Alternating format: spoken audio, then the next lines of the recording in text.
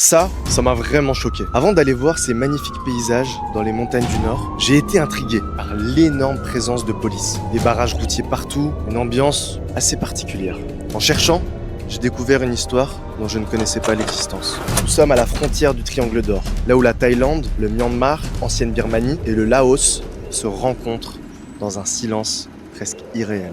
Dans les années 60-70, cette région produisait près de 70% de l'opium mondial. Environ 1000 tonnes par an. Les montagnes, que je trouve si paisibles, elles étaient contrôlées par des milices armées. Plus de 20 000 hommes, prêts à tuer pour protéger leurs champs. Pour les tribus des montagnes, l'opium, c'était pas une drogue, c'était leur survie. Et pour eux, tout simplement, leurs mains rugueuses qui récoltaient le pavot, comme leurs ancêtres l'avaient fait. Mais quand le marché occidental a explosé, tout a basculé. Les laboratoires se sont multipliés dans chaque vallée cachée. En 1975, on estimait la valeur du marché à plus de 12 milliards de dollars, plus que le PIB du Cambodge, du Laos et du Népal réunis.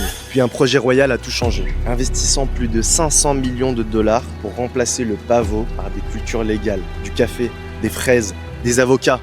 Une chance de tout recommencer. En 30 ans, la production d'opium en Thaïlande a chuté de 96%. C'est incroyable. Plus de 300 000 familles ont trouvé une nouvelle vie. Des enfants qui vont à l'école au lieu de récolter de l'opium. Et c'est là toute l'ironie. Ces mêmes routes qui servaient au trafic sont devenues des routes touristiques. Ces villages qui vivaient de l'opium accueillent aujourd'hui plus de 5 millions de visiteurs par an. On critique souvent le tourisme et son impact, et souvent avec raison. Mais ici, dans ce cas précis, il a sauvé des vies. Tout est relatif. Ce qui détruit un lieu, ça peut en sauver un autre.